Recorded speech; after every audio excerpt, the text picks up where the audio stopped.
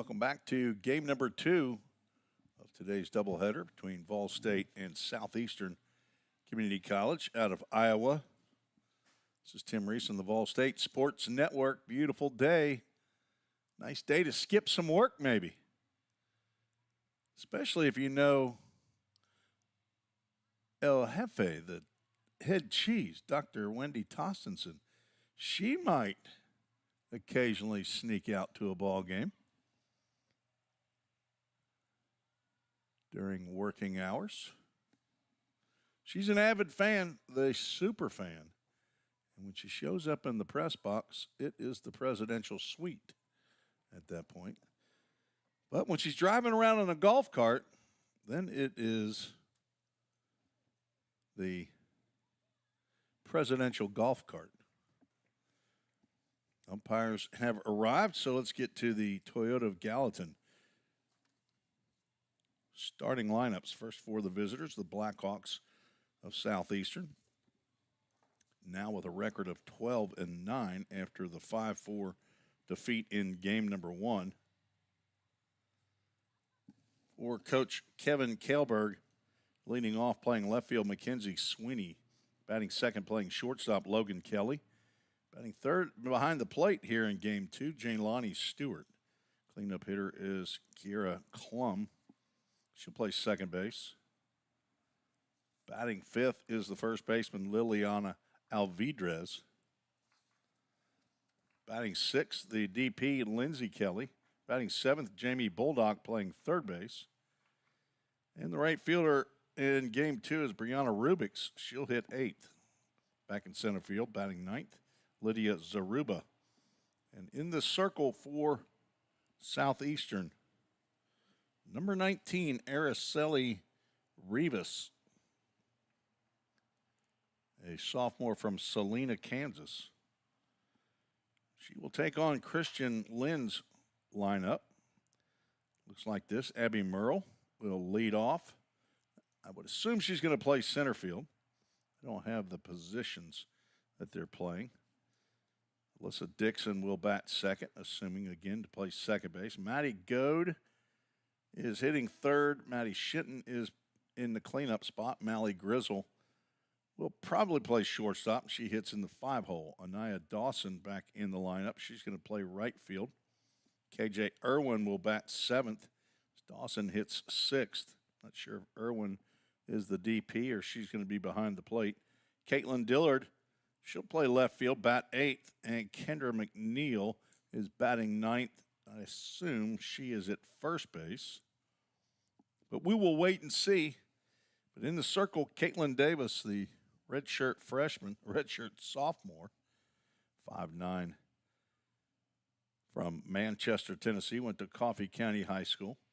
Daughter of Rick and Denise Davis, sister to Natasha, Nathan, Jared, Blake, and Caitlin with a C. As Caitlin Davis on for her 17th appearance of the year. That leads the club. And it's her 11th start. She has a 2.65 ERA in 66 innings. Has a 7-2 record. Now 7 wins, is second on the club. Grayson Nealon picked up her 8th win in a relief appearance in game 1. She's now 8-3. Caitlin Davis going for her 8th victory of the year. Struck out 65 in those 66 innings. She has 4 complete games, a shutout, and a save. Let's see if her 16 appearances, not even close to being top in the league.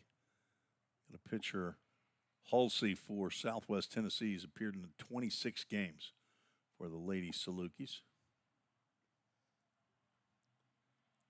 Her 65 strikeouts are second in the conference. Third in the conference is Courtney Denrider, who is the current pitcher of the week in the TCCAA. Congratulations to Courtney from Lena, Wisconsin. I understand she's feeling under the weather, so hoping that she is back by this weekend, the doubleheader against Chattanooga State on Saturday. I'll broadcast that right here on the Vol State Sports Network. I believe that game is set for noon Central Time. You see the coaches and umpires meeting at home plate. A couple of 19s battling it out in the circle today in game 2. Araceli Rivas, sophomore right-hander, facing Caitlin Davis. Caitlin, a second-team all-conference selection 2 years ago in her freshman year, led the conference in games started and innings pitched. Started 27 games out of her 33 appearances, pitched 176 innings.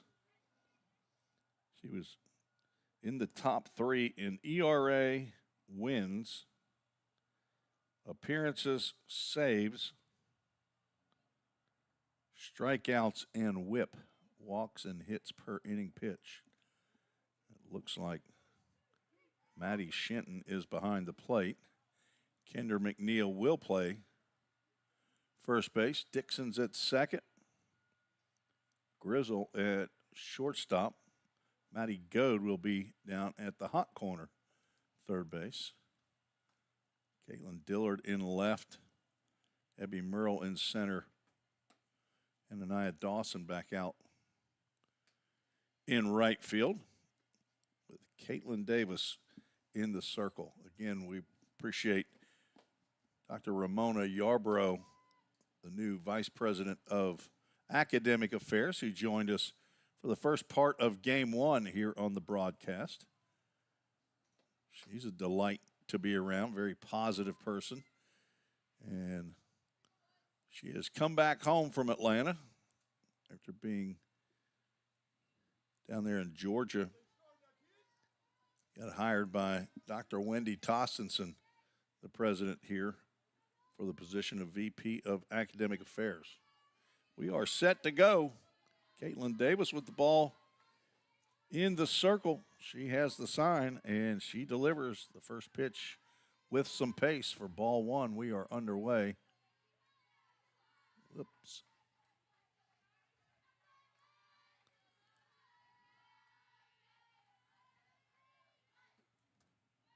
Two balls and no strikes. I get my score bug working. Mackenzie Sweeney is the leadoff batter. There's a called strike. Sweeney 1 for 4 in game 1. Game time temperature 73 degrees here in Middle Tennessee in Gallatin. Just 20 miles northeast as that ball's off the foot of McNeil, and it will carry him into right field. There's a leadoff base hit by Sweeney.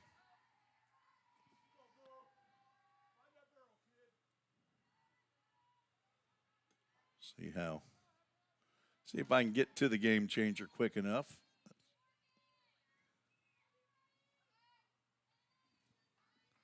See how that one was scored as Logan Kelly, the shortstop.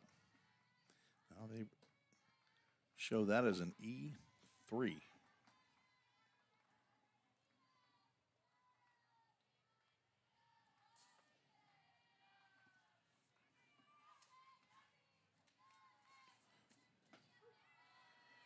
Strike on the inside corner. First error.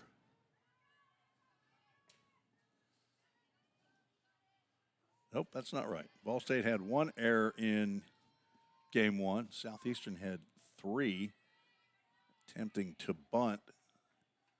And a strike is Kelly. Kelly 0 for 4 in game 1. Shortstop played excellent defense. Leading hitter for Southeast. There's a shot by the third baseman. That's into left field. That'll be a base hit as the first 2 have reached here in the top of the first. One ball scorched down to first base off the foot of Kendra McNeil. Karam just past Alyssa Dixon, the second baseman. And this one right by the glove of Matty Goat at third base. And that brings up Jaylani Stewart playing catcher here in game 2. Davis gets ahead of Stewart. 0 for 2. She was hit by a pitch. She scored a run. She also drew a walk in game 1. Tapper fouls. Home plate umpire. Some quick hands right there. Stewart from Oregon.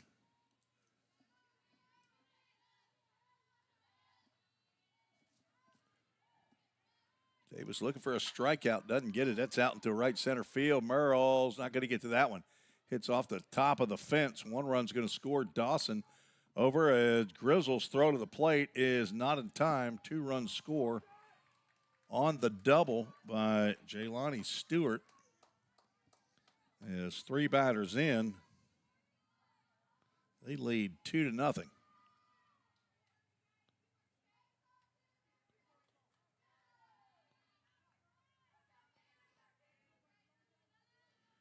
I'll bring up Kiera Klum. Strike called on the inside corner. So an error and a single and a double,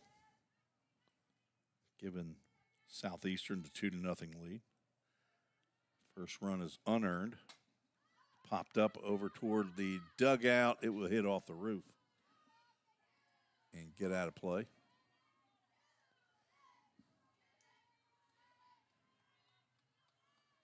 Not much wind, but whatever wind there is, it's blowing out. 1 home run in game 1, and it was this young lady right here, Kiera Klum. Tapper foul. Count remains 0-2. She hit her 4th home run of the year in the 3rd inning. That gave Southeastern a 4-1 lead, but Ball State would chip away. Actually tied it in the bottom of that inning.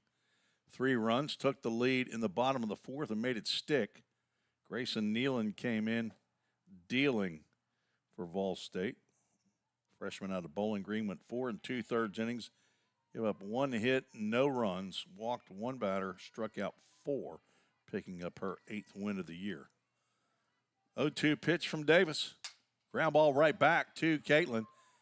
And gloved is Grizzle, but her throw to first is not in time. That'll be an infield single. And runners now at the corners. Still nobody out for Vol State. That's 3 straight singles.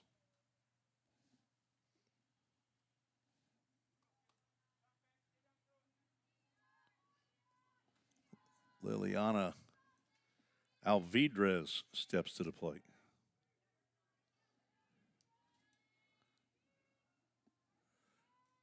Maddie Shinton going to come out and give the 1st and 3rd play in case Klum takes off from first. She does not, and that fastball sails high. Davis in trouble here in the top of the 1st. 2 in, 2 on, still nobody out in the 5th batter of the inning at the plate with a 2-ball, no strike count.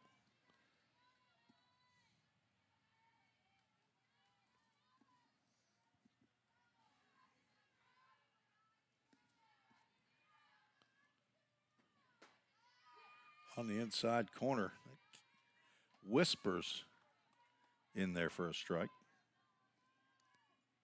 Alvidrez 2 for 3 in game 1. She had a couple of singles and an RBI. That's a line drive, base hit into center field. Rounding second, here's the throw. In time to Goad and getting a little greedy.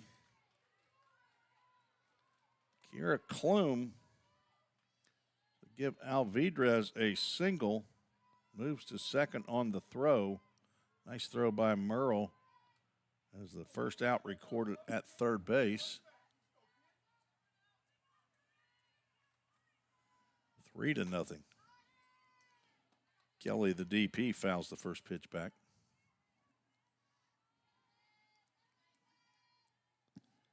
Action in the Vol State bullpen.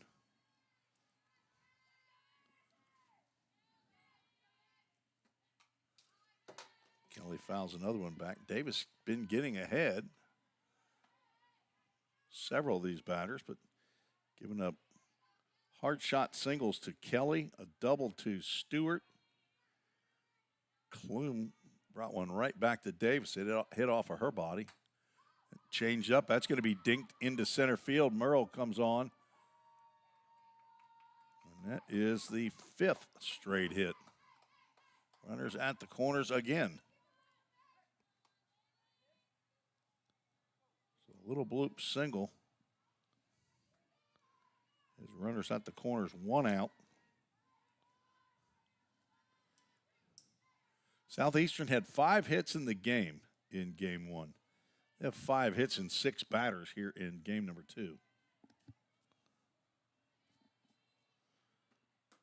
Third baseman Jamie Boldock looks at ball 1.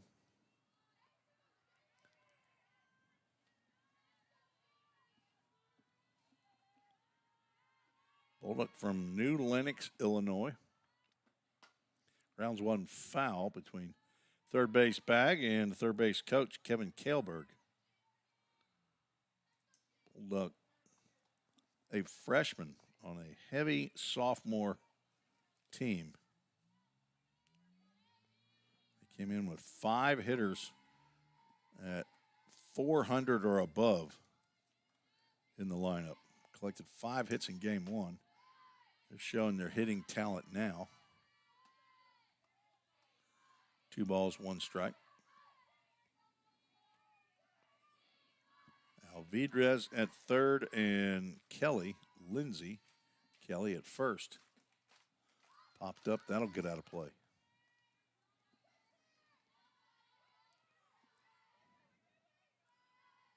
I heard earlier that there were a couple more vice presidents from the school that were here. Appreciate the support of the leadership here at Volunteer State. 2-2 pitch, misses low and away. Full Count Ministries, full count. Not going to find a more avid fan than the Tossenson family. Dr. Wendy Tossenson, the president, and her husband Kyle. You're going to find them at most of the athletic events here on campus. Full count pitch, grounded. That's going to get between first and second and drive in another run. 6 straight hits.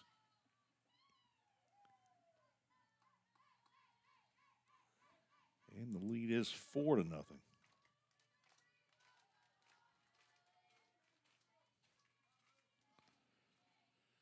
We get a visit from Alyssa Costley, the pitching coach. See if she can settle Caitlin Davis down. Davis will give up some hits in her 66 innings. She's given up 68, but she has managed to pitch out of a lot of trouble and doesn't walk batters often, only 18 walks.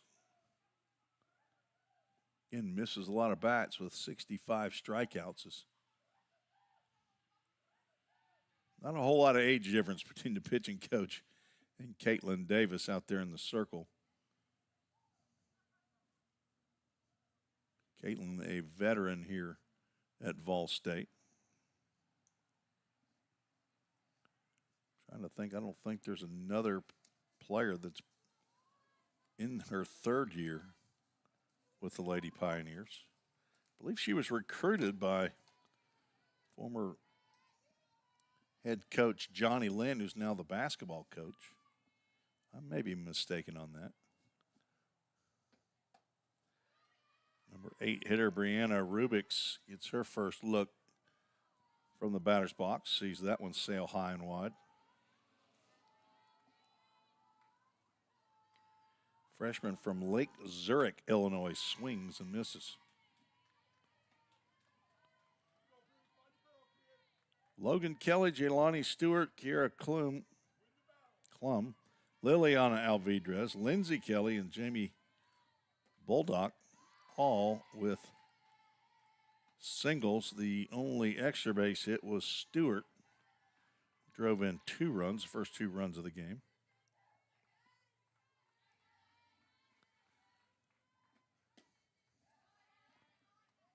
Davis Trying to step on a fastball here against Rubik's with Zaruba on deck, looking for the strikeout.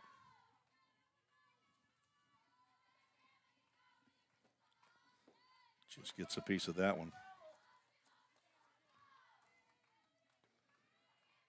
Rubik's playing in game number 13 of the year, hitting .238. She's got 5 hits, including 2 doubles and 2 home runs, 5 RBIs. So 4 of her 5 hits are extra bases, and she takes a called strike 3 for the first strikeout of the ball game for Davis.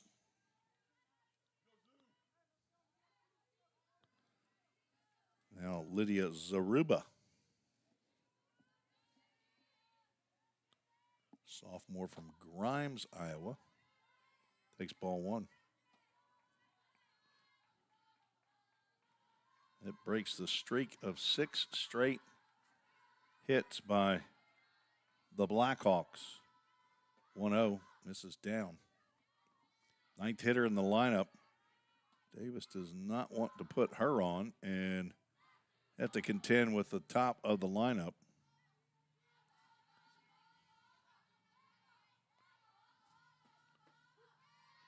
Strike called as that one winks at the outside corner.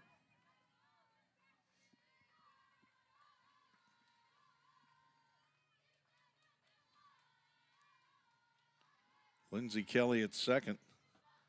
Bulldog at first. Now 2-ball, 2-strike count as Zaruba has taken a couple on the edge. She was 0 for 3 in game 1. Nice stop there by Maddie Shinton behind the plate. It's a Full Count Ministries full count. We'll have another verse of the game at the conclusion of game 2, along with the Toyota of Gallatin player of the game. Full count pitch, swing and a miss. Davis strikes out the last 2 batters to strand 2. Southeastern jumps on the Lady Pioneers. 4 runs. Check to see how many of those are earned on 6 hits. Error on the first play of the game. 2 runners left aboard. Heading to the bottom of the first, Vol State trails 4-0.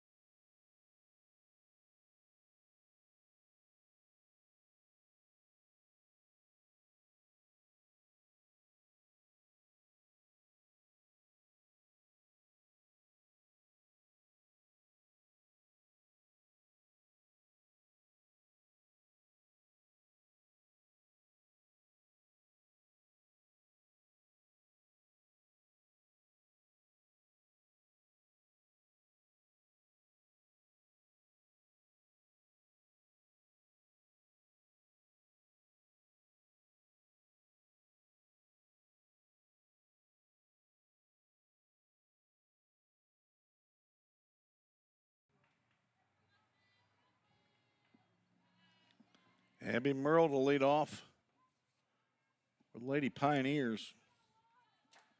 Redshirt sophomore. Transfer from Cleveland State.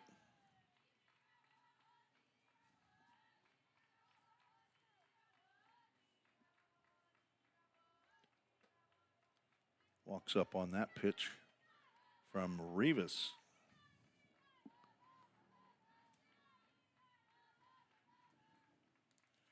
Araceli Rivas.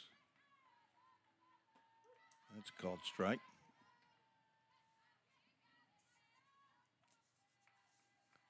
Merle, a 5'7" redshirt sophomore from Unionville, Tennessee.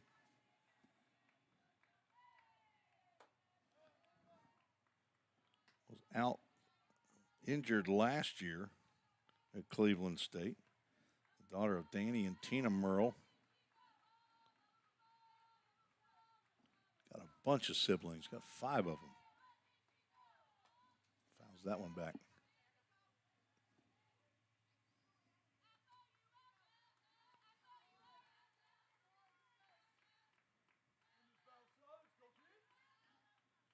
Pop and Mum are in Baltimore, Maryland. Grandma Peggy's in Alaska.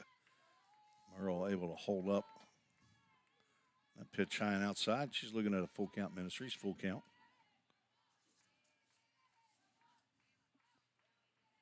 Merle 1 for 4 in game 1 of the doubleheader. Grounds that one foul. Ball State with 8 hits, scoring 5 runs in game 1. Double by Maddie Goad, a triple by Anaya Dawson. Only extra base hits, full count pitch.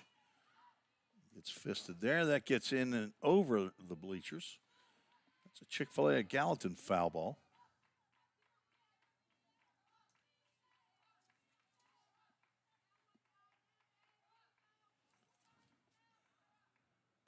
Ball 4, Merle has reached. Get ready to watch a run. I don't mean just a first. She's fast. Listen, Dixon, who led off game 1, went 1 for 4, batting second in the lineup. Merle did not pick up a stolen base in game 1. She's got 31. There's a chopper foul toward the on-deck circle. Merle was off with that pitch.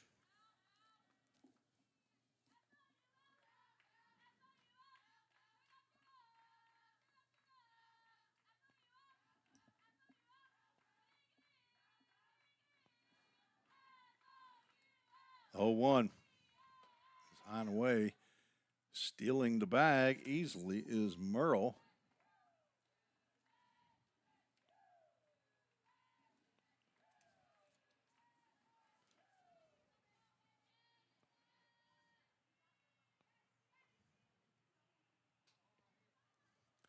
A runner in scoring position. Chick-fil-A Gallatin foul ball into the grassy area behind the third base dugout. Lots of construction going on here at the corner of Nashville Pike and Greenlee Boulevard.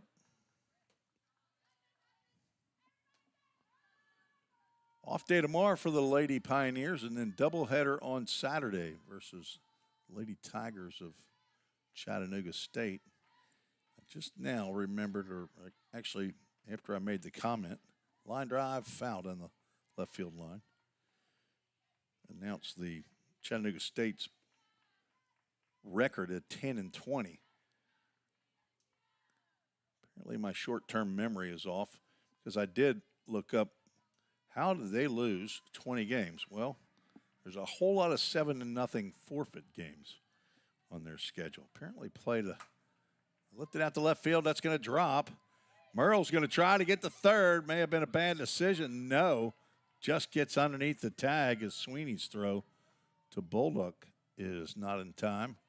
Runners at the corners. That was a risky play there by Abby Merle. Dixon gets a little bloop. Single on the left, and that means she'll be on the run.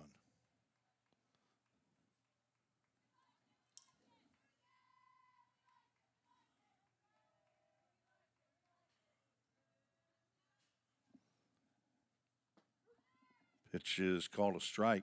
No throw down to second.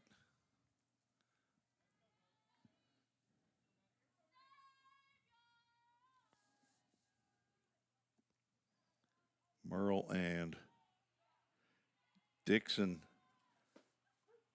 Another strike at the knees on the inside corner. I don't know if Maddie Goad can get a bat on that pitch.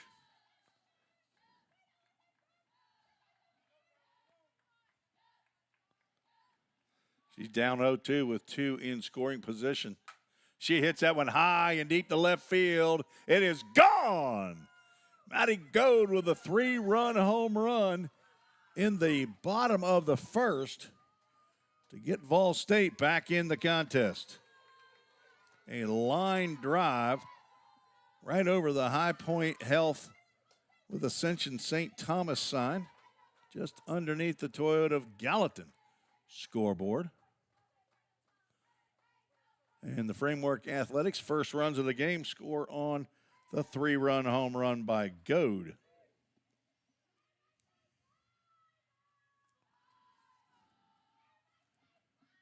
Maddie, 3 for 4 in game 1 and a couple of RBIs. She picks up 3 more. That's 5 on the day. And the first one to leave the yard. Number 6 of the season. That brings Maddie Shinton to the plate. She's looking for her first hit of the afternoon. Looks at ball 1, low and inside. Goad now 4 for 5.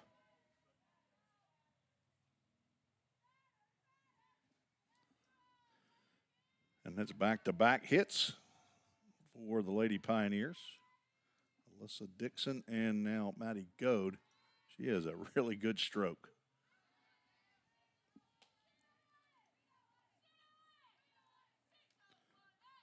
Abby Merle walked, stole second. Alyssa Dixon singled, stole second. And they both scored ahead of Maddie Goad's big fly. Sliced out of play over toward the Gallatin Fire Hall number 2. Chick-fil-A at Gallatin foul ball. There's Silly Rivas ahead in the count to Shinton.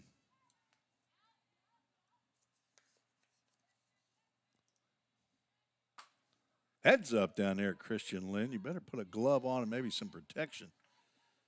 That ball drilled right by Coach Christian Lynn at third base. His mama, Miss Kimberly's here, checking on her youngest. Speaking of youngest, my youngest has her 29th birthday today. Happy birthday, Delaney Morgan Reese. Popped up into shallow left field. On comes Sweeney. She makes the catch for out number 1. Shinton's tough day continues.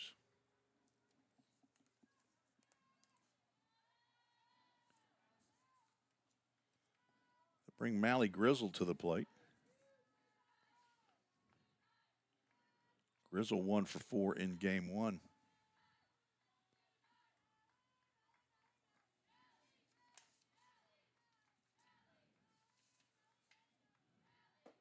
She takes a healthy cut and comes up empty.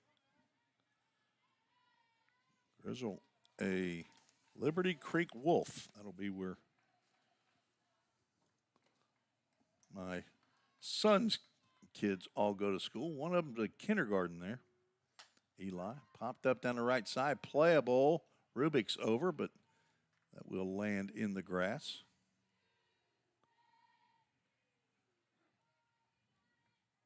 Of course, he is the smartest kid in kindergarten at Liberty Creek. His little sister Lucy's not going to be far behind, though. And cute. She'll be the prettiest girl there and the smartest. Swinging a miss on a high pitch. Grizzle chases the 0-2. She's down on strikes. 2 out. Brings up Anaya Dawson.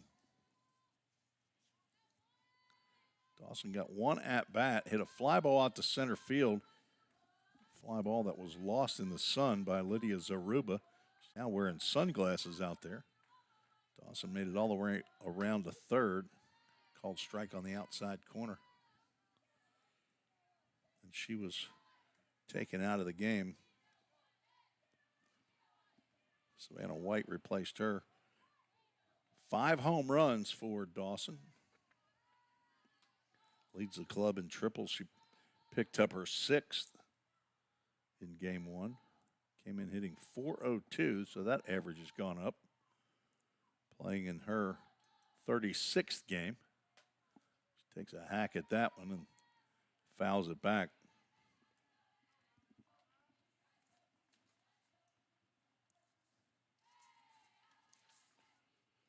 From Goodlettsville, Tennessee, just down the road toward Nashville, just north of Nashville. Went to Donaldson Christian Academy. Pops that one up. That's playable. Jamie Bolduc will make the catch. So good job by Rivas to come back after giving up a walk, a single, and a 3-run homer to retire the next 3 Lady Pioneers and preserve, at this point, a 1-run lead. 3 runs on 2 hits for Vol State. No errors. Nobody left aboard. 4 runs in the top of the first by Southeastern. 3 in the bottom of the first by Vol State. We have a 4-3 game. We'll be right back for inning number 2.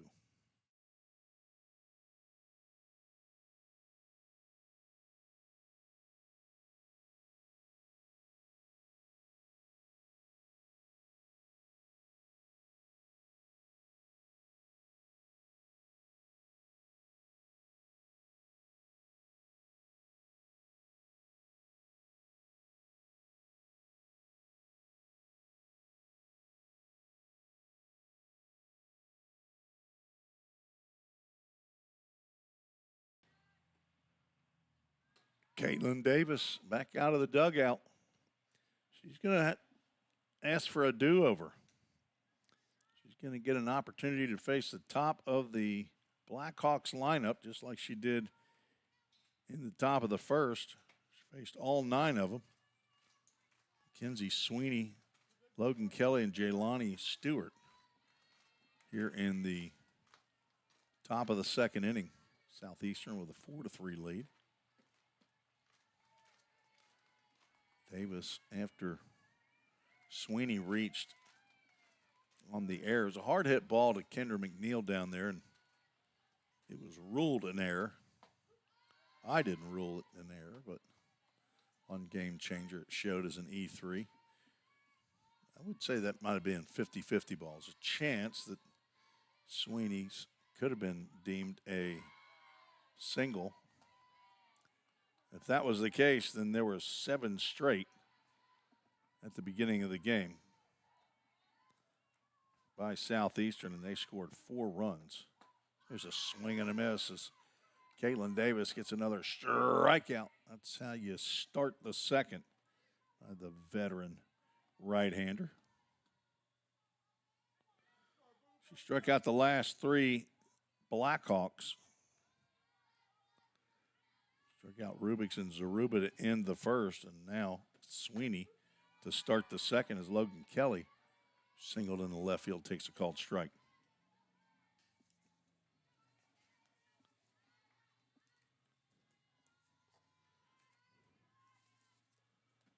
Change up way out in front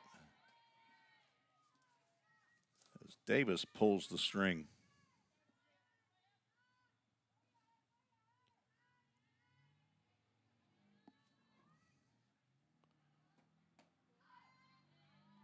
Ten home runs, 32 RBIs coming into today's action for Logan Kelly.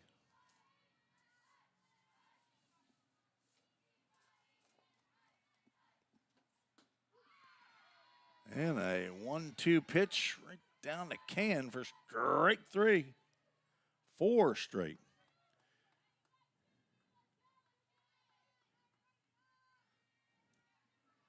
Six straight hits for Southeastern in the first. Now 4 straight strikeouts by Davis. Jaylani Stewart almost rode one out of here to right center field. A double that hit off the top of the fence.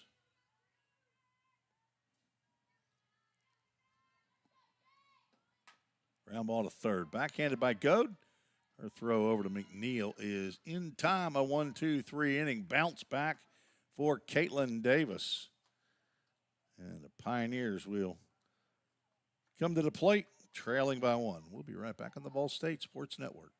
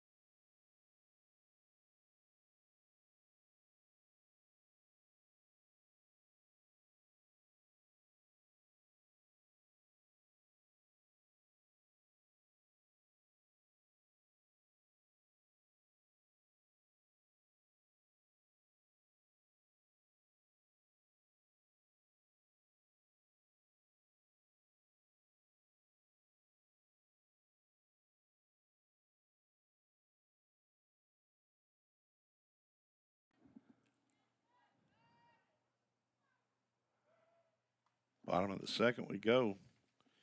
Just trying to do my calculation on earned runs in that first inning. It appears to me that 3 of the 4 runs scored by Southeastern are earned.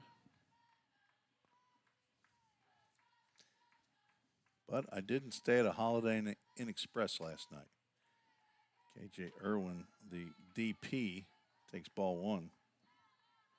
Behind the plate in game 1 of the doubleheader. Leads off here against Araceli Rivas.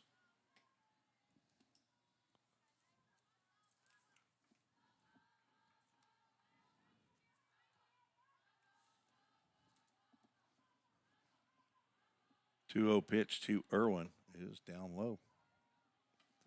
3 balls, no strikes. Wes Buckner will head down to first base as the coach. So we have a change in the scorekeeper. Not sure who that is handling that. 3-0 pitch in there on the outside corner for a called strike. Irwin 0 for 2 at an RBI ground out and a walk in game 1. Trying to get her back going, hitting .330 coming into today's action. That's drilled down the right field line. That is going to roll to the fence. KJ will round first. She's going to head to second. She's going to try for third, and she stumbles. I hope she didn't hurt herself, but I think her upper body got over her feet a little bit, and she's going to get thrown out at third. Give her a double, but an out. I believe that's going to be a 9-4 to 5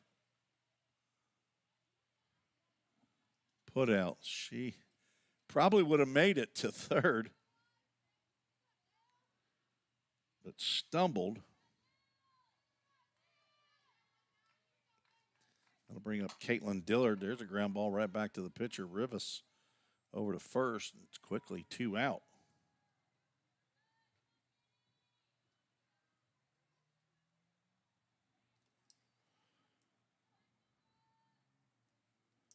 Now Kendra McNeil, the number 9 hitter and first baseman, stands in.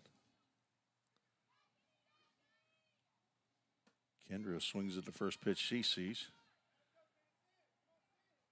Hitting .310, playing in her 21st game of the year. 9 hits, including 4 doubles. She's got 6 RBIs. Looking for her first home run of the year.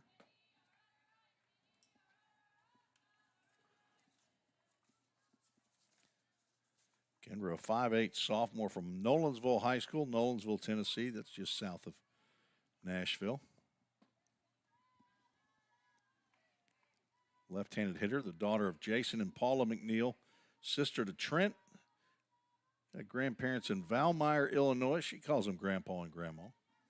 She has another grandma in Anna, Illinois. Started to go, but pitch is a little high. And 3 balls and a strike because leadoff batter Abby Merle's on deck. Kendra got in 41 games a year ago, hit .338 in her time. 3-1 pitch in there for a called strike. Well, the full count Ministries full count. Picked up 22 hits, 2 of which were doubles, had 12 RBIs on the season. Looking for a 2-out knock. Instead, she's going to get a 2-out walk. Second walk of the game by Rivas. Final answer, Rivas. R-I-V-A-S from Salina, Kansas, or Salina, Kansas. Merle takes pitch away. She walked on a full count pitch. Scored the Framework Athletics first run of the game.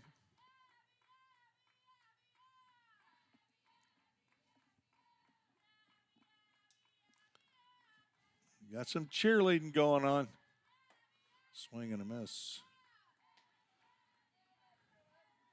Is it really a girls' softball game if there's not cheerleading coming from the dugout?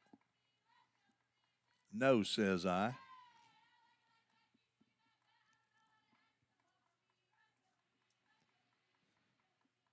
You got to be able to keep up with those cheers. Swing and a miss on a high fastball. Merle's taking a step toward Rivas and swinging. Third base and first base are drawn in. Center fielder playing in left center field. Wide open center and right center for Merle, but she cannot get the bat on that pitch from Rivas. She strands one. No runs, one hit in the inning. No errors, one runner left aboard. 2 strikeouts now for Rivas. And we are through 2. Southeastern leads 4-3. We'll be right back.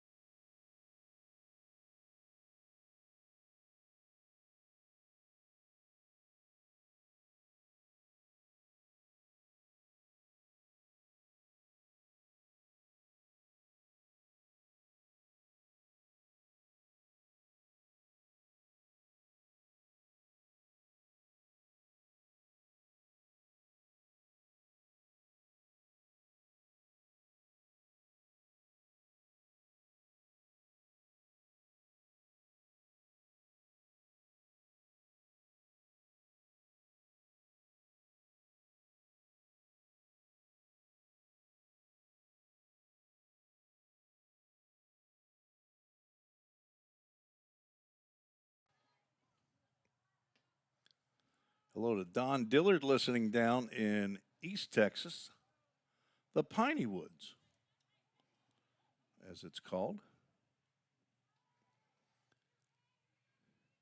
Texas, a country of its own. It's a big state. You roll into,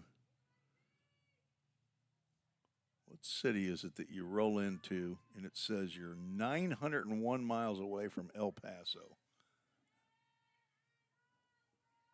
It's over there in East Texas. Caitlin Davis delivers pitch high and away to Kiera Klum. Infield single in the first. I believe that was off the body of Caitlin Davis. Change up. I want to check to see if she went. Home plate umpire says, I am not going to check.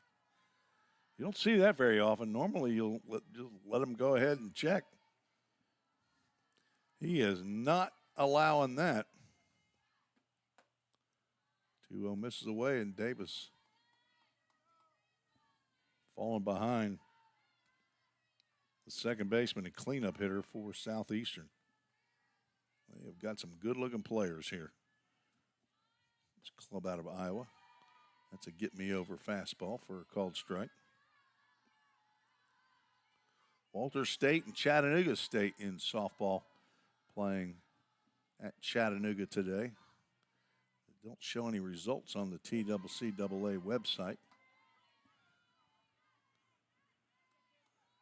Chattanooga State apparently does not live score, and they don't update after the games. Full Count Ministries, Full Count.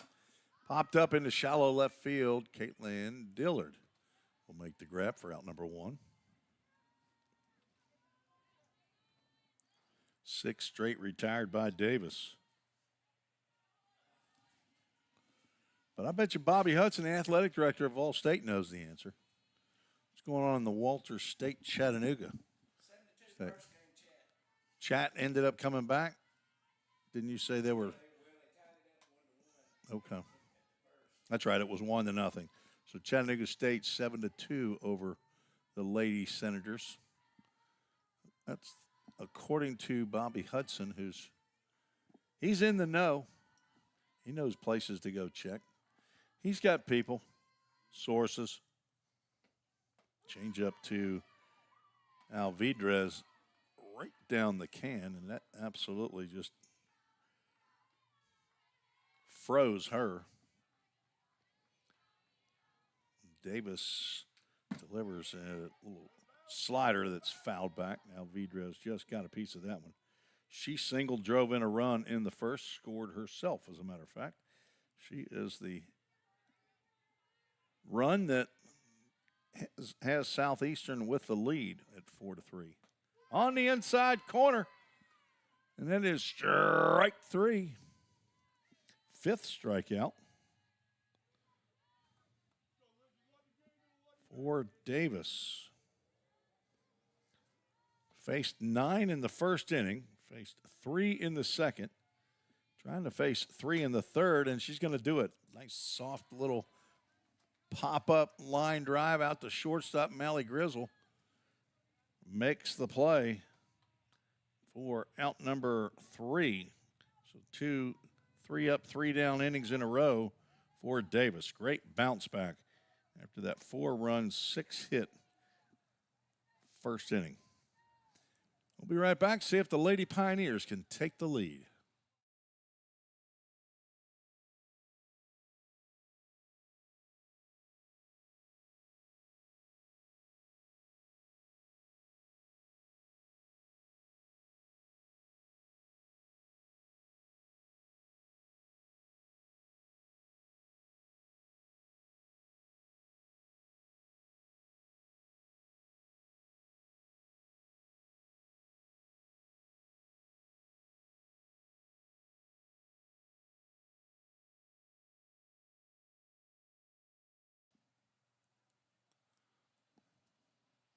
Bottom of the third, Vol State will send 2, 3, and 4.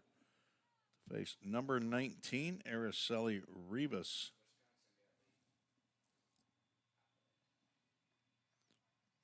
Some upsets already in the men's NCAA basketball tournament. First year I haven't filled out a bracket in I don't know how long. It's a foul ball down the third base line. And as I look down there, no coach. Head coach Christian Lynn apparently taking his mandatory 10-minute hourly break in the dugout. Now I see him. Infield drawn in, another foul ball over there to accentuate once again that Christian Lynn is not in his rightful position in the third base coach's box. I think he's having a conversation with all-world assistant athletic director Justin McKinney.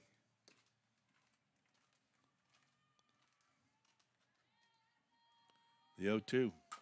That's one hop to third. Boldock over to Alvidrez for out number 1.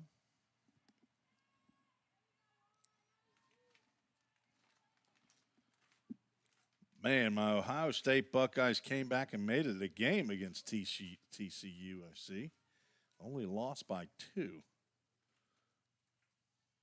If you had recorded that and wanted to play it later, didn't want to know the score, I apologize. I'm going to blame it on Bobby Hudson. He gave me his phone and showed me all the scores, and he knows if I see it, I'm going to say it. He'd been around me long enough to know. Matty Goat had a 3-run homer in the first to get Vol State back in it. 1 ball, 1 strike count. I'm telling you, every time I see this young lady play, I get more impressed by her play. She can play third, she can play first, and she can mash. She can hit it. Fouls that one back.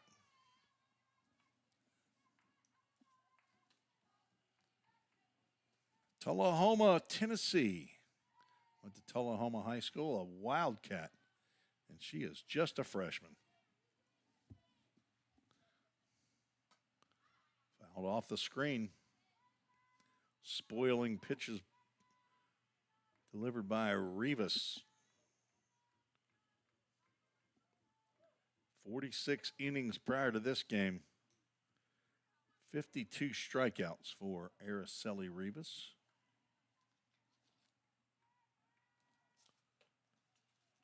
Off the tip of the glove of Stewart, who played second base in game 1. Jamie Boldock was the catcher. She's moved to third.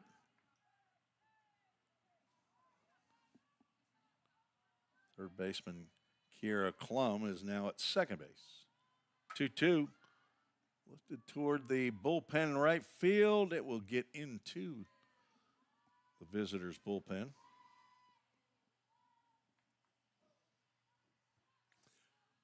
Updated press box here at Nichols Softball Complex. Appreciate fellas updating the press box. Looks good in here. It's a hard shot to short. Nice snag by Logan Kelly, and her throw is right on target to retire Goad. It's only the second time she's been retired today. 3 for 4 in game one.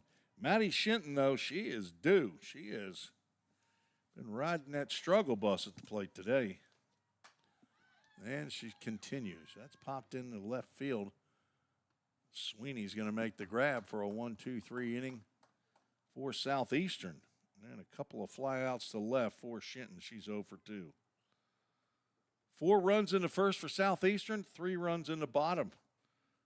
And that's where we stand after 3. 4-3 is your score.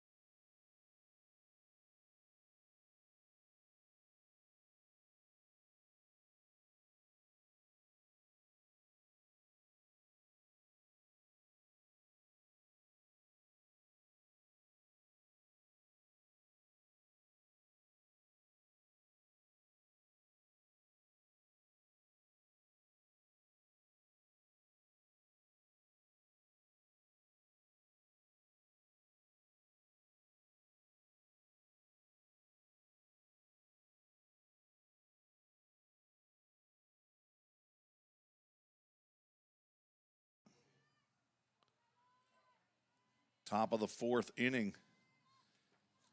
The Bulldog, Caitlin Davis, to face 7, 8, and 9 in the Southeastern lineup. And that is a smoke shot out to right field.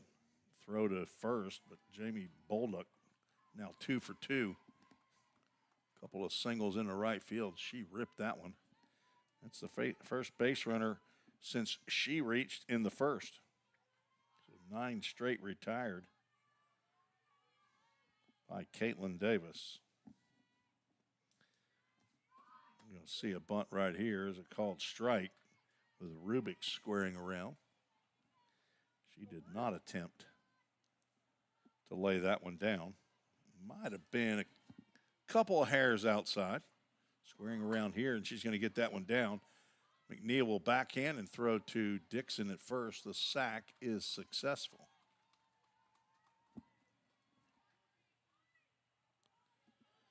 Sacrifice 3-4 if you're scoring at home. And if you are, I need to know about it.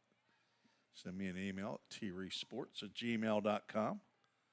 Don Dillard, I don't think he's scoring at home, though.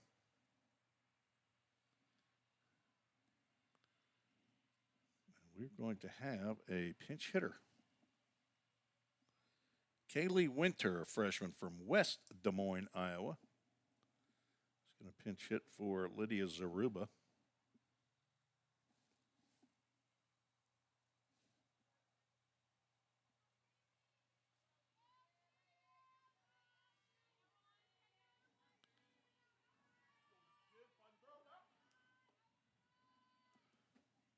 And the first pitch right down Nashville Pike, which is a long road. You drive on that road from Gallatin, go straight into Nashville. Becomes Main Street. Popped up into center field. Merle has it measured and makes the catch. Bulldog will go nowhere and like it. 2 outs, top of the order. Mackenzie Sweeney comes to the plate. She's 0 for 2. On some score sheet, she might be 1 for 2 on Southeastern's scorebook. Called strike, the low and inside corner.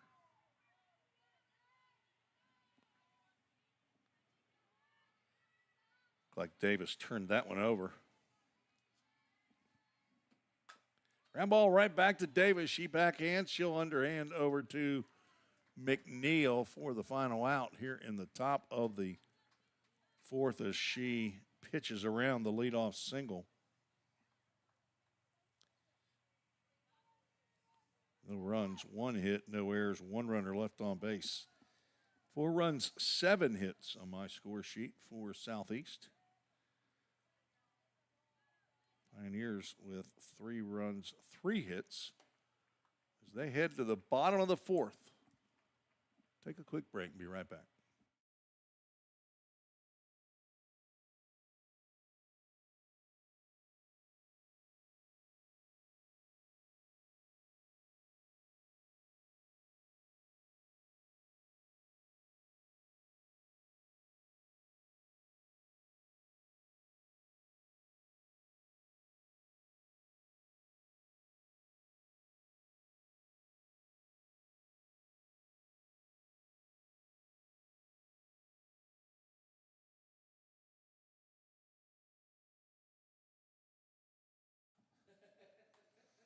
And we're ready in 6.4 seconds. These guys are faster than a pit crew in getting ready here.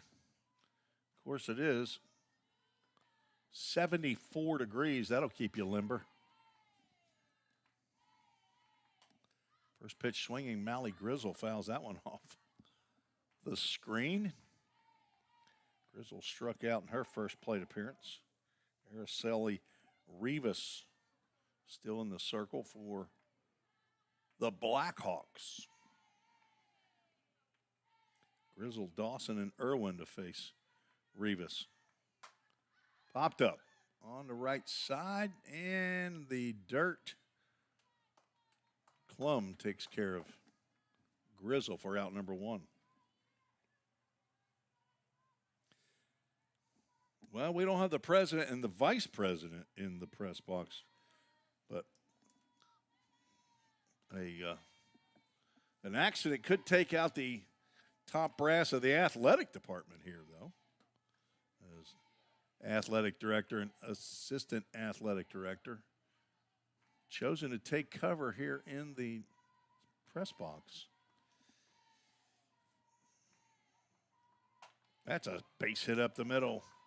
Nia Dawson gets the 1-out knock. Puts the tying run on base. So instead of all-world trainer, we got to call him all-world assistant athletic director. It just doesn't ring as well as all-world trainer does, but I'll get used to it. 13th year for the young man, Justin McKinney, here at Ball State. Started when he was 9 years old. That is high and away, and they don't even throw it anymore. Ball State running like crazy. Dawson picks up the stolen bag. KJ Irwin takes a good cut. Looking for the RBI to tie this one up. In hockey, they call it the equalizer. I like hockey, so I'll call this the equalizer. High and away. Irwin doubled down the right field line, but got a little greedy leading off the second. And her head was telling her one thing, and her feet were saying, no, no, no, but her head was saying, go, go, go. 2-1, that's sliced down the left field line. It'll go foul. And her feet won. She stumbled. She did not lay out. She didn't end up on her face between second and third. She did get really close to the bag, but she was tug out and it wasn't close. A nice relay from Kiera Klum from Brianna Rubix, the right fielder. Bulldog made the tag. High and tight to Irwin and brings us to a full count Ministries full count. We've got Ministries providing camera equipment here for the broadcast. Full count pitch, swing and a miss, and a nice delivery there by Rivas.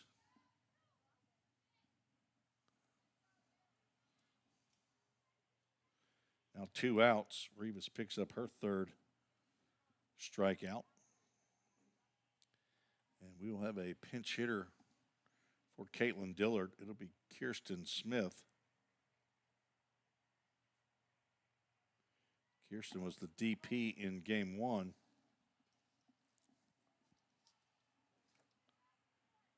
Went 0 for 3. All State trying to pick up the tying run. It's second base. Dawson had the 1-out single, stole second. And Smith looks at a pitch right down Broadway for strike 1.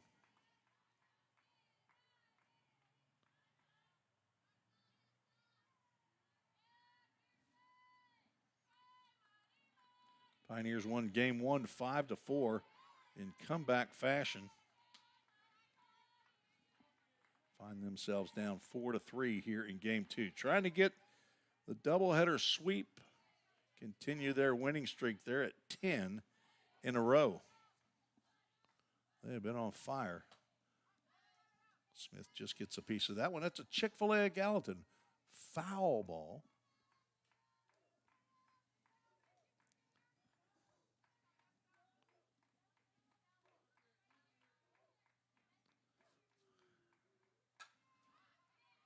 Continues to foul.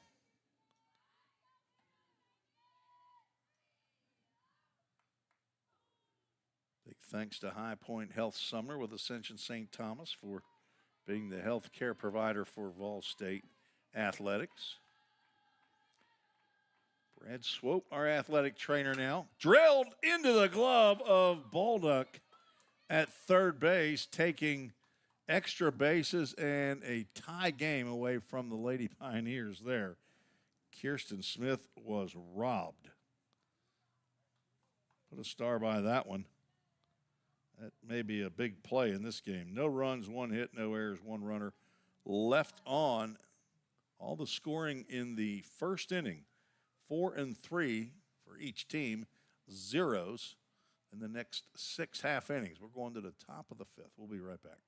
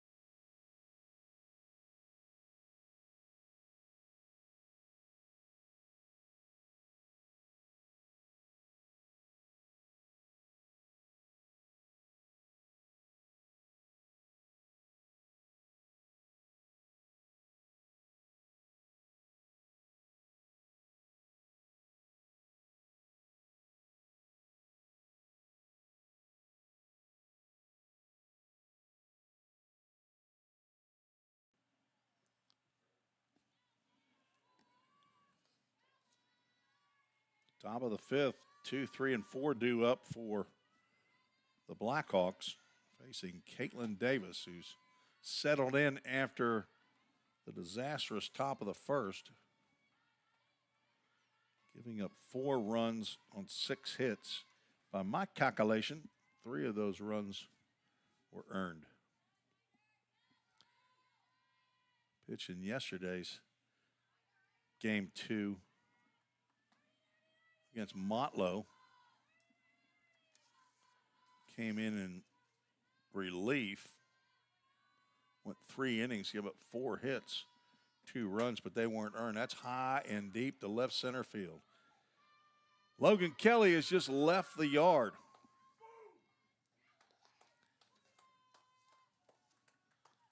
Kelly has put her squad up by 2. That is her 11th home run. A solo shot leading off the 5th. She leads the club in that category.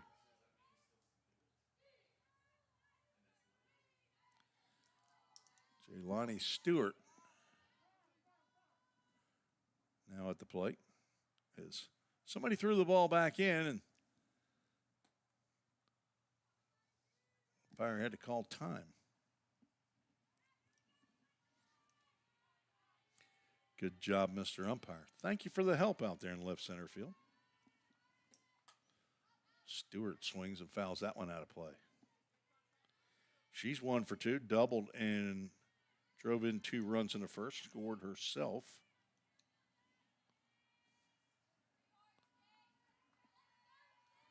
5-3 Southeastern leads. That's a line drive right up the middle. And back-to-back hits here leading off the top of the 5th.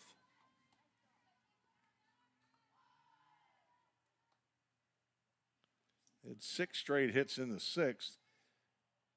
Picked up a hit leading off the 4th, but could not manage to push her across. Kiera Klum, 1 for 2. Looks at a called strike on the inside corner. Klum from Centerville, Iowa. She's a sophomore.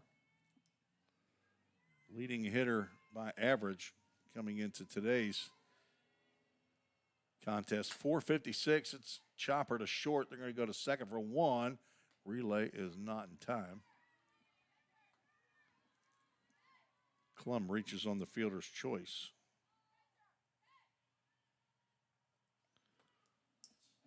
Ball State men will travel to Cleveland State tomorrow to take on first place Cougars in a 3-game series.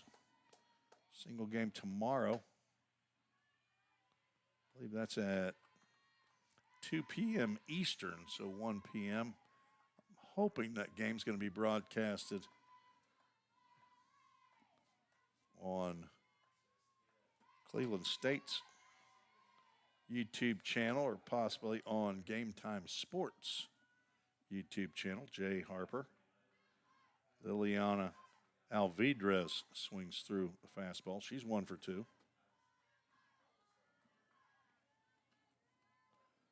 Number 5 hitter in the lineup. She's the first baseman for Southeastern. They split yesterday with Dyersburg. They'll head to Motlow tomorrow and then Jackson State. Let's see if that one comes back into fair territory. It's off the end of the bat, not enough room. That ball just was spinning and spinning. Kevin Kailberg, the head coach, is the third base coach. Madison Kailberg is the assistant and the first base coach. And the pitch is apparently dropped after being foul tipped. No. Was a foul tip. I forgot to put the second strike up there. So 2 balls, 2 strikes is the count. 1 out, 1 on. She went. And that's another strikeout on a pitch that nearly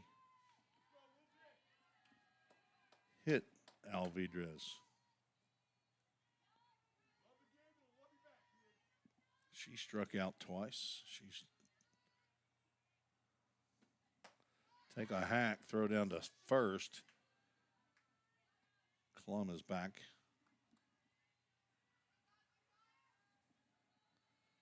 Lindsey Kelly 1 for 2. Dumped a single into center field. That's a ground ball to short. Dixon is there at the bag for Grizzle's delivery. And Ball State gets out of any further trouble. Leadoff home run by Logan Kelly extends the lead to 2. Ball State getting the sticks warmed up for the bottom of the 5th, trail 5-3.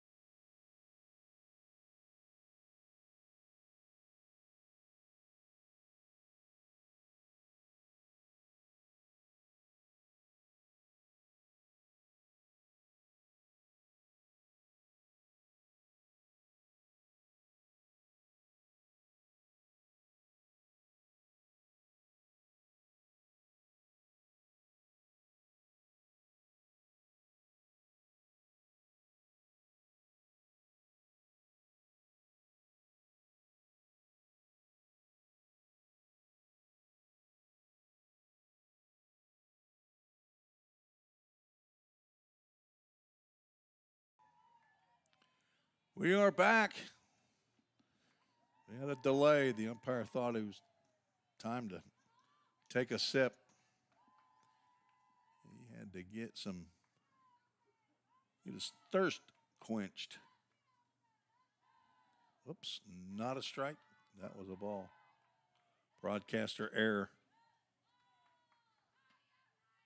2 balls, no strikes on Kendra McNeil. 9-1-2 due up for Vol State as they trail by 2. Strike called at the knees. Kendra pretty tall.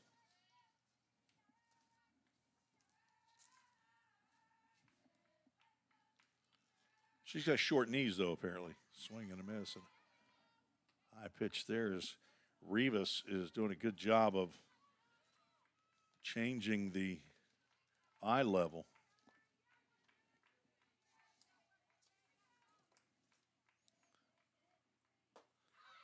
And she gets the strikeout as McNeil is down swinging.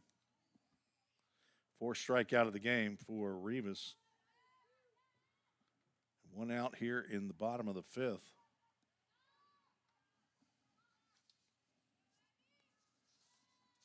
Merle, her freshman year at Cleveland State, led their club in batting average and stolen bases. She hit .433 her freshman year. Was 36 of 38 in stolen bases. She also led in official at-bats, runs, hits, and doubles. Sat out with an injury her sophomore year.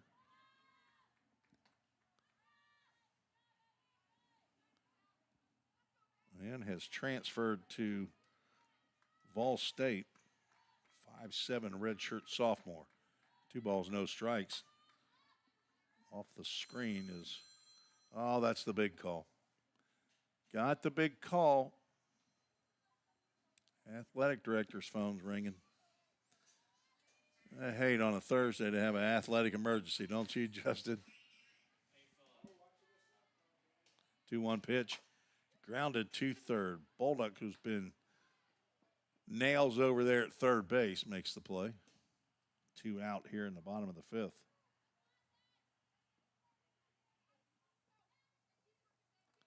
Merle now 0 for 2 with a walk and a run scored.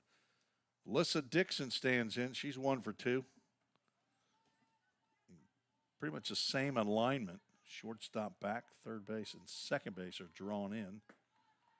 First baseman is back at normal position in the infield. Outfield, the center fielder Zaruba over into left center field. Mackenzie Sweeney, the left fielder, playing close to the line. That ball's hit out to right center field. Nobody's getting to that one. Dixon has left the yard. Wow, that ball, that kept going and going. That was an Energizer bunny. I don't think that's expected. Alyssa Dixon, I'm going to guess that's her first. It is her first home run. She's trying to hit it in that right center field gap where nobody was, and it just kept going and just eked over the fence, and Vol State now trails by 1 again. And Maddie Goad, who's at the plate, is in scoring position. She had a 3-run homer in the first. How about a game-tying one right here?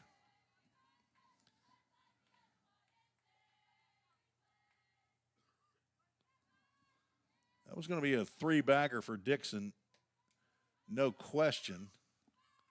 Question is, could she have got all the way around to home by the time right fielder Brianna Rubix or center fielder Lydia Zaruba got to that ball? But there's 2 fences.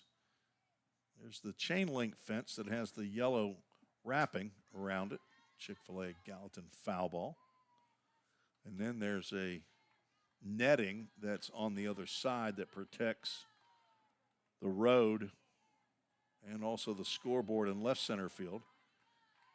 And I saw the ball land down at the bottom. That's popped up. That may be playable. Liliana Alvidrez under it. She's going to make the catch for the final out. As Goad pops out, she's now 1 for 3.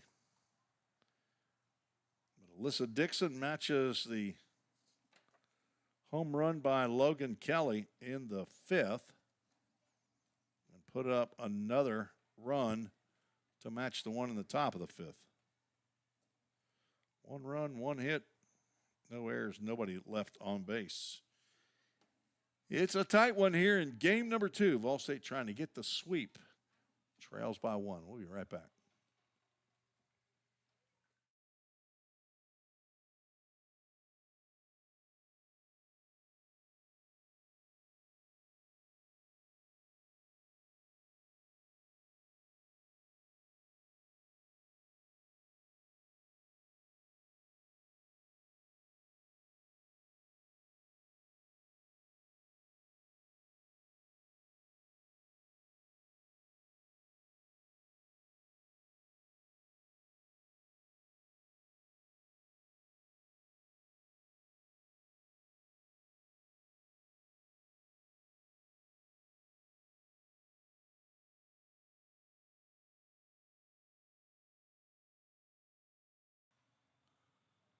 Two innings to go here in regulation. Caitlin Davis trying to throw up zeros. She'll face 7, 8, and 9, and she has yet to retire Jamie Bolduc, the third baseman. Going to have a chance here. Dixon with a 2-hopper. Gloves and throws over to McNeil. 1 pitch. 1 out. Justin McKinney did not want to play along. You didn't know you were in. I was pointing right to you. All right, I'll play by myself. It's okay. Brianna Rubix, 0 for 1 with a sac bunt. A strikeout. Leans out of the way of that inside fastball. Rubix, the right fielder, slices one foul.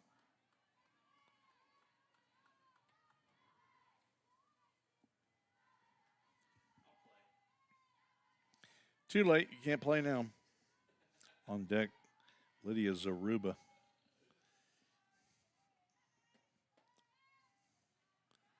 Right now, Rubix is saying, why did I get out of the way of that? They've got ice here, surely. Brad Swope says, don't call me Shirley. He's our athletic trainer. The big red tomato, wearing his red T-shirt today. We look like twins. 2 tomatoes. Tomater. 2-2 pitch. That's drilled right to the third baseman. And Maddie Goad does her Jamie Bolduc impression and makes a grab on a line drive that was headed for the left field corner. Put a star by that one. First 2 retired here in the 6th. Running up on that offering from Davis is Zaruba.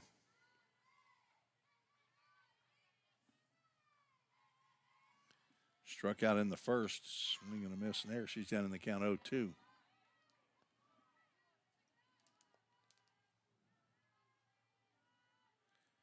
Zaruba came in hitting .393. It's not like she hasn't been tough for them. She has struck out on 3 pitches. And that's another strikeout for Caitlin Davis. That's number 7. And the Pioneers, or the Lady Pioneers, will go to the bottom of the 6th, trailing by 1. Come on back, see how they do. And it's a tight contest with Southeastern.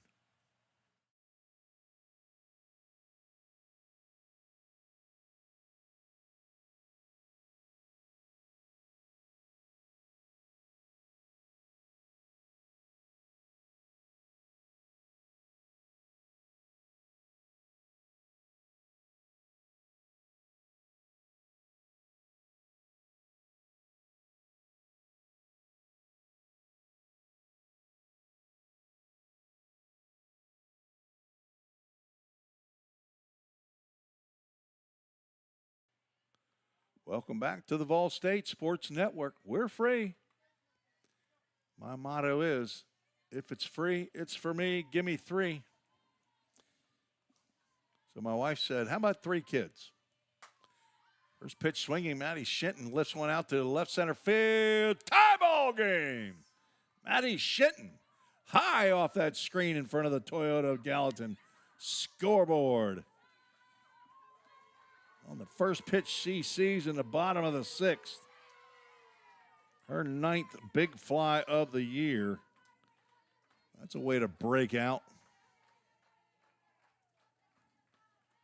In this doubleheader, her first hit of the day. Drama. That timing that she has. Who wants to be the hero? Maddie Shinton says, I'll throw my name in there. Mally Grizzle 0 for 2. And Grizzle 0 for 2 means she is due. Strikeout and a pop out to the second baseman. Got those pink and white batting gloves. Light blue bat. She drills one to third, and that gets right through the wickets into left field, and another runner on base. I'm going to say E5, although that ball was smashed. Let's wait for the official scorer, who is not Wes Buckner, because he's down at first base. A single is credited to Grizzle.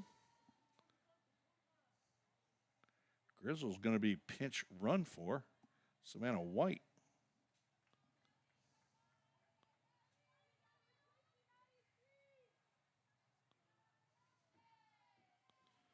And Anaya Dawson comes to the plate.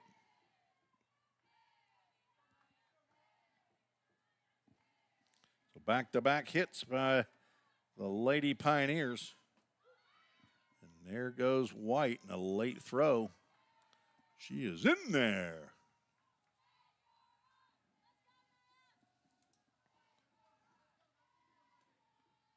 White's 5th stolen bag of the season.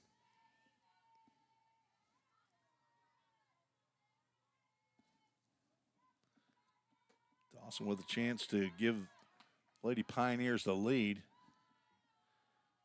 1 for 2 in game 2, 2 for 3 on the day. Dixon came in hitting .364.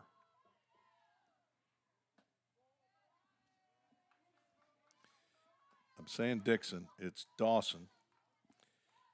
I know I've done that. Anaya Dawson, it's Alyssa Dixon. But this is Dawson.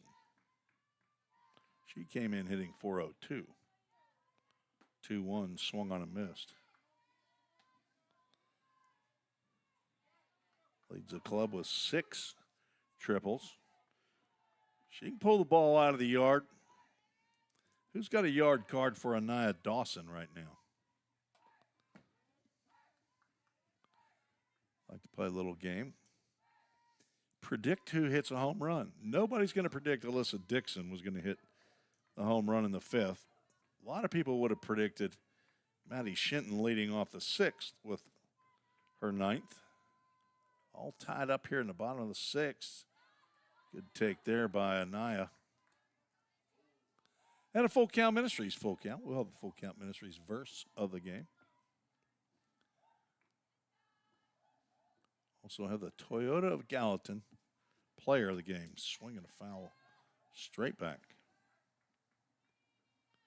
Again, we're going to stay in the book of Psalms and in the same chapter.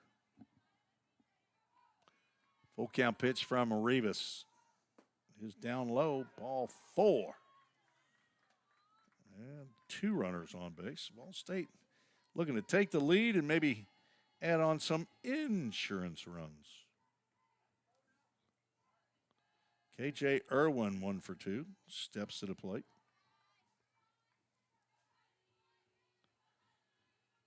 I got that as the first walk. Nope, not the first. It's the third. Those other two were hiding on me. KJ likes to swing that first pitch, and she does, and comes up empty.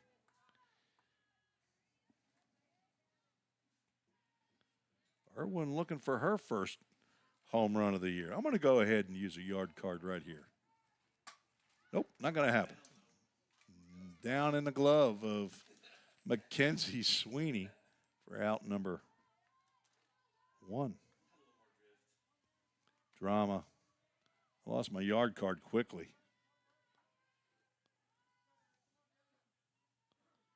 One out as Caitlin Dillard re-enters.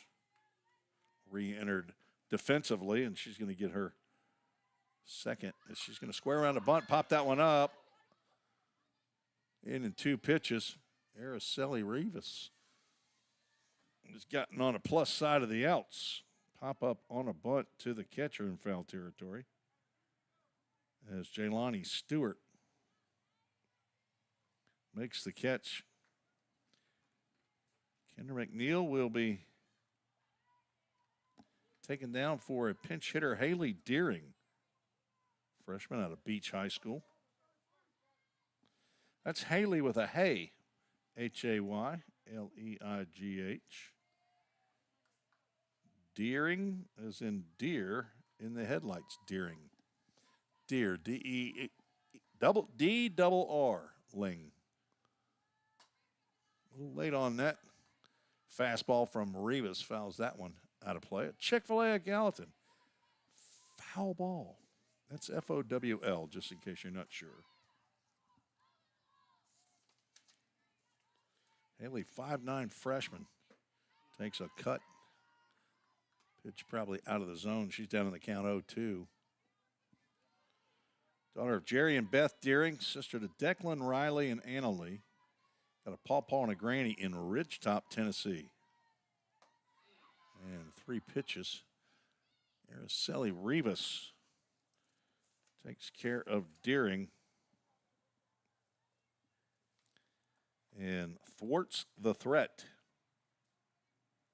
5th strikeout of the game for Rivas. Ball State gets the equalizer. It's Maddie Shinton's 9th home run of the year. 1 run on 2 hits in the inning. No errors, 2 runners left aboard. We are going to the 7th, all tied up here in Gallatin on the campus of Vol State Community College.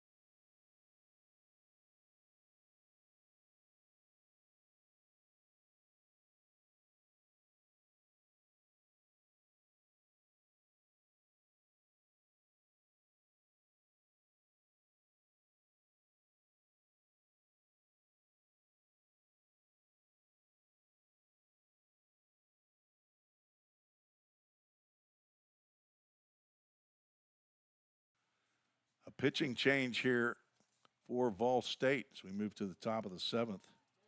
Jordan Lucas, 5'11", sophomore from Fredonia, New York. On in relief of Caitlin Davis, who goes 6 innings. He was up 9 hits, 5 runs, 4 earned on my score sheet. Struck out 7. And no longer the pitcher of record. It is Jordan Lucas's game now. She's going to face the top of the Blackhawks lineup. Willow Carden, the new first baseman, comes on for Haley Deering, who pinch hit for Kendra McNeil. Lucas 2 wide ones to begin the top of the 7th. Caitlin Dillard in left, Abby Merle in center, Anaya Dawson in right. Goad and Grizzle on the left side. Dixon and Carden on the right side. Maddie Shinton still catching, as Lucas has now gone 3 balls and no strikes. Mackenzie Sweeney 0 for 3. Has scored a run, the leadoff batter for Southeastern. Lucas appearing in her 7th game of the year. 6th in relief, and a 3-0 pitch is swung on and missed. 2.25 ERA. She has 1 save. This is not an opportunity for a second. She's got 9 1/3 innings. 3 hits, 3 runs. There were earned. Walked 7, struck out 9. Looking to get back on the count here, but walks the leadoff batter.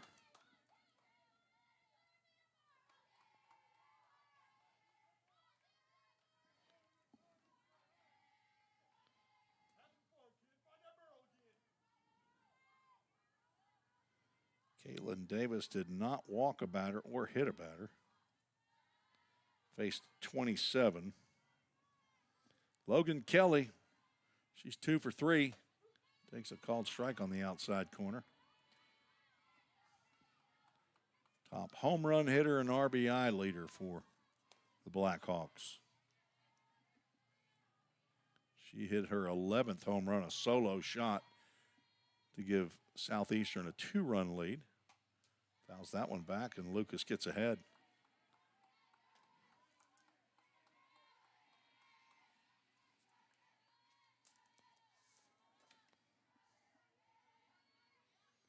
She now has 33 RBIs, which leads the club. Lucas needs a strikeout here. See if she goes after it on the 0-2. She does, and she gets it. Strike 3. Kelly is retired. Jaylani Stewart had a good game, too, as well. Double drove in 2 in the first. Grounded out and then singled in the 5th. 2 for 3 here in game 2. Let's see if Sweeney takes off. They don't run a lot. She does not. That's a pitch in there for a called strike. So after walking Sweeney, Lucas, nothing but strikes. Southeastern coming into today's doubleheader, only stolen 22 bases out of 28 attempts. That's popped up on the left side. Grizzle says, I've got that one. The young lady with the blue arm sleeve makes the catch, as she has obviously re-entered. Abby Merrill has to come in and slap some skin onto Grizzle.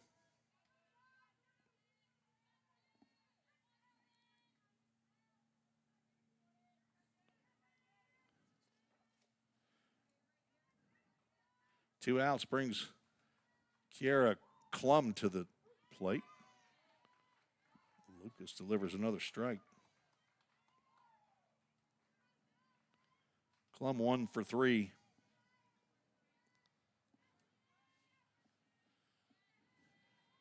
Trying to put something out in the outfield here. Sun is shining, and it's a problem on the right side. Nia Dawson out there in right field is going to have to shield her eyes with that big old glove on her right hand. It looks like a bushel basket on her hand out there. That is a big old piece of leather. She's playing relatively shallow in right field. Now Lucas gone 2 balls and a strike to number 8, the second baseman.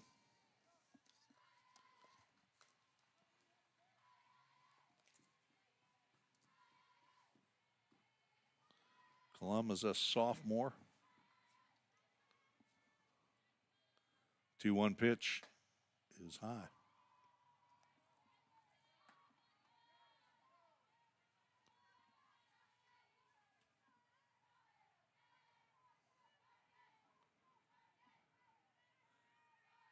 Just now seeing it on the chat, Caitlin Davis's grandmother watching from Manchester, Tennessee.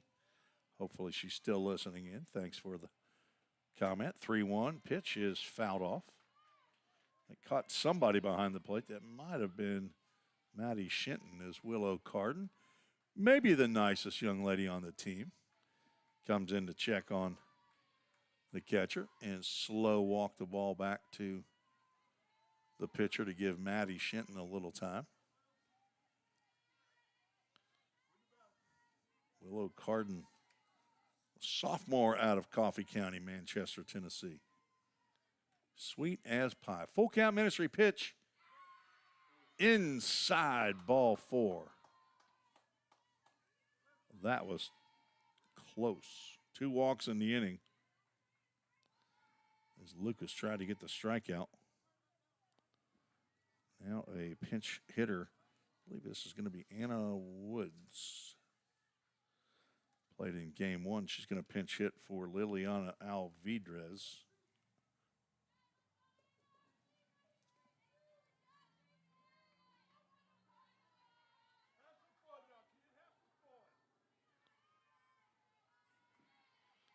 Two on, 2 out. Top of the 7th inning. That's on the outside corner, called strike. Woods hitting .386 coming into today's action. Went 0 for 3 in game 1. Crouched at the plate.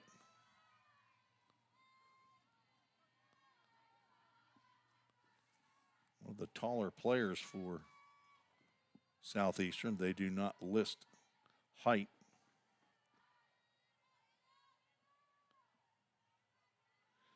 She's another one of those sophomores from Graybill, Indiana. Pops this one up. That'll get out of play. And Lucas ahead in the count. 1 ball and 2 strikes. Of course, this is a 7-inning game, and Pioneers would love to go into the bottom of the 7th with a chance to walk it off with just 1 run. 2 on, 2 out. High for ball 2.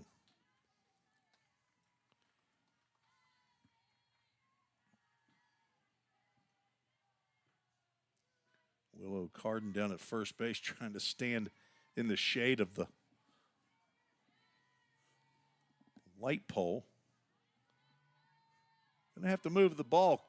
Go somewhere else. 2-2 pitch is in there for a called strike 3. As Lucas flirts with disaster there, but able to get the strikeout. And strand 2. No runs, no hits, no errors. 2 runners left aboard. It's Vol State's game to claim here in the bottom of the 7th. Araceli Rivas back out. We'll see if she can help send it to extra innings. Take a quick break. Be right back in about 2.3 seconds.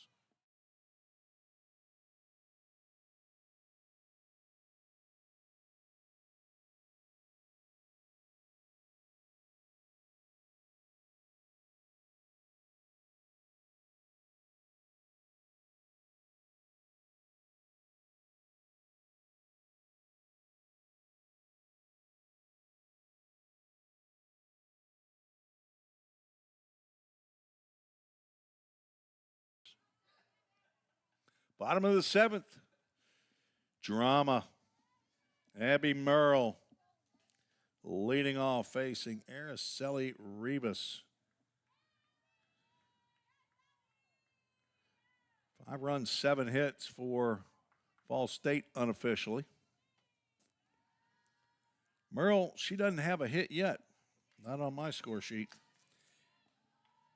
0 for 2, which means she is due. Yep, Justin McKinney. He's not too poor to pay attention. You give him a clue or 2. He's watched Blues Clues before. Got out his handy-dandy notebook. Him and Steve, 2-0. Right down Broadway for a called strike. Merle to be followed by the home run hitter, Alyssa Dixon. Like another shot at going yard. I mean, right center field is wide open. It might be an inside the park home run if Merle can get it in. That's into left field. The winning run is on base. And it is going to be tough to keep her off a second.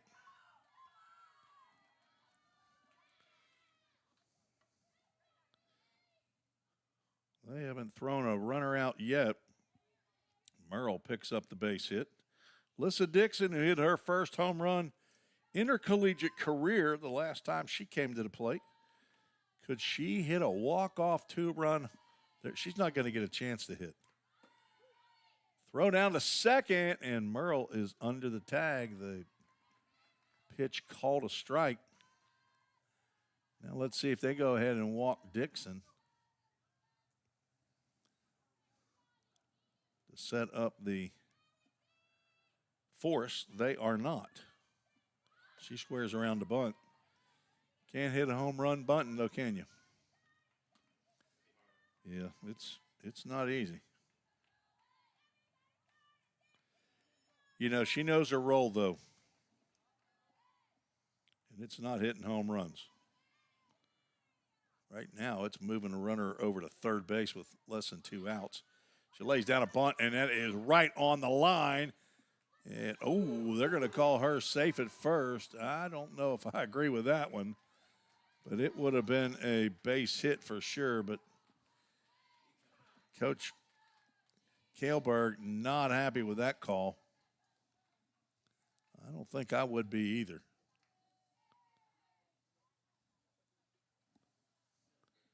He is having a chat with our home plate umpire. We could go to the replay. We just saw it right there, didn't we? You can go back on YouTube. I mean, it was right on the line. Nice play by Stewart. It's bang bang. It is pretty bang bang. It's not chitty bang bang, but it's pretty bang bang. Yeah, I think they got her, but it was close. Now the winning run 60 feet away. Maddie Goad with a chance to end it. She's got 3 RBIs. She's 1 for 3. I'm going to walk Maddie Goad. Take my chances with Shinton to get a force at home plate as Wes Buckner just got beat in a race from first base to Christian Lynn. No shame in that, Wes, okay? They're college athletes, buddy. Manager for Lady Pioneers along with River Pennington. She's got a front row seat down there in the dugout, doesn't she? Daughter of Joe Pennington, the police chief here at Vol State.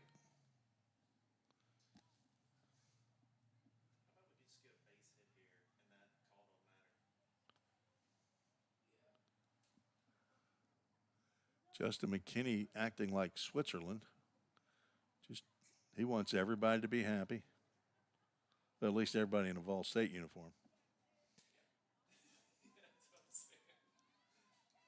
You don't want back-to-back walks to win it on a walk-off. Maddie Goad did a 3-run homer in the first, or 6th of the year. Infield drawn in as Dixon is going to play cat and mouse for a brief moment. Now, no force at home. As that pitch gets in there for a called strike. Stolen base by Dixon. That's her second.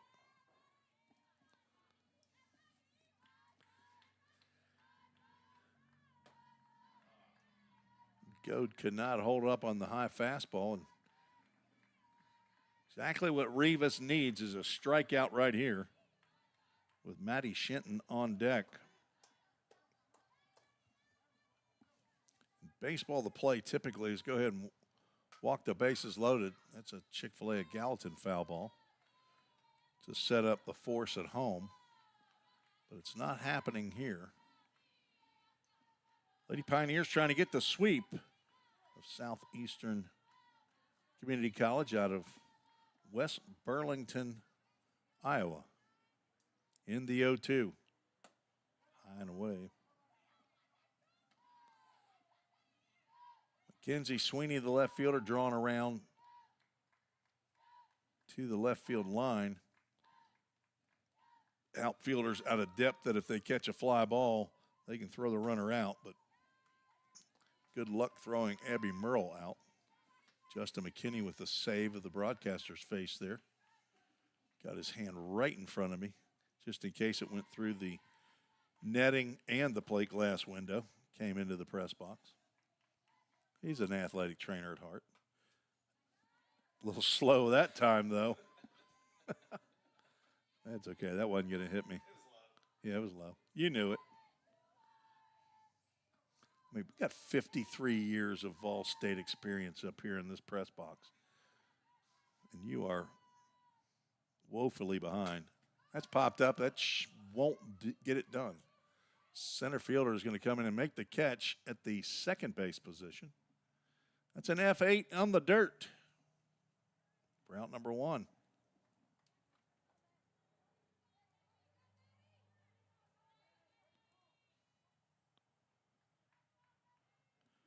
Maddie Shinton, you got to put her on.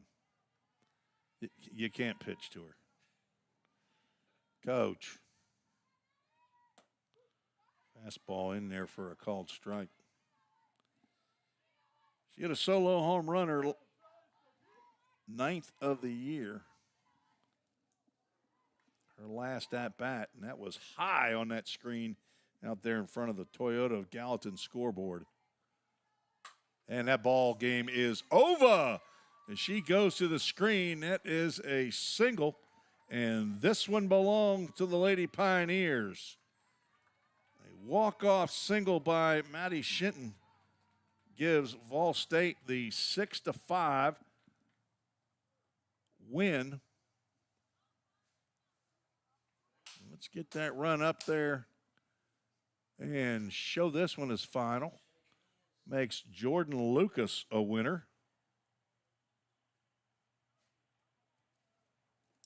Abby Merle comes in to score the winning run.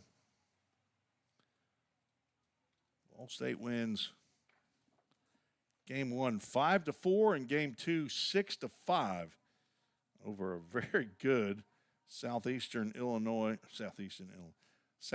Community College out of Iowa club. 1 run in that inning on 3 hits. No errors. And winning pitcher Jordan Lucas, she moves to 2-1 on the season. Araceli Rivas will fall to 3-5 by my calculation. That's not according to what's on Presto, but as I go back and look at games that were not credited or charged wins and losses for Southeastern in my preparation, I noticed a couple losses for Rivas that were not showing. So 3-5, no save in the game, and almost 2-hour contest, an hour and, do the math, 47 minutes for Vol State to get the 6-5 victory. Our Full Count Ministries verse of the game before we get to our Toyota of Gallatin player of the game. Verse is out of Psalm 118, verse 8. Somebody told me that's the middle of the Bible. It says, "It is better to take refuge in the Lord than to trust in humans." That's probably pretty good advice. Listen to the creator of the world instead of the creation. Bobby Hudson is gone. He's outie. He's heading to the house, going to the office, 40 years. Justin McKinney's right behind him like a good assistant athletic director. Oh, you're driving him. Driving Miss Daisy, Justin McKinney. An excellent 2 ball games here against 2 really good clubs. For sure, Vol State will move to 26-10 on the season. Not conference games, of course. Southeastern falls to 12-10 our Toyota of Gallatin player of the game. Let's see if we can work this one out together. Alyssa Dixon had 3 hits, including a home run. That last single, probably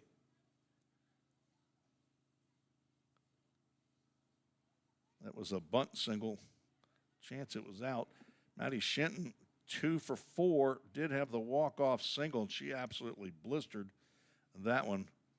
I want to go with Maddie Shinton. Maddie Shinton with the walk-off. You get a walk-off hit, pressure situation. She is my Toyota of Gallatin player of the game. She finishes with 2 hits, including her 9th home run, 2 RBIs, scored a run, and sent all the Pioneer fans away happy. And that'll do it from the Nichols Softball Complex here on